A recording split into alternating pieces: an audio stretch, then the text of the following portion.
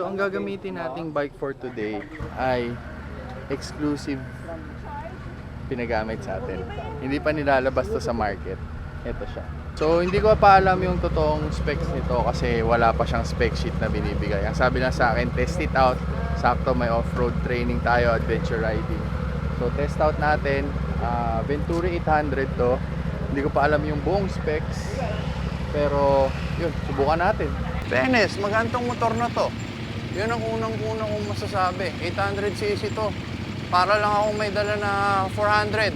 Not even 600cc eh. Yung weight niya pang 400cc lang. Napakagaan.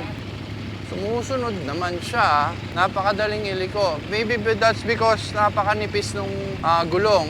Hindi siya manipis na sobrang nipis. Pero just enough. Hindi siya ganun kakapal para mahirap mag-maneuver. Ang naaalala ko dito sa timbang na to is Touareg 660. So far, yun pa lang ang magaan na nasakyan ko other than this one. Kasi 800 to eh. So unfair for lower model bike, ay lower CC bikes na i-compare dito. Pero the Touareg 660, parang if not the same, mas magaan pa to.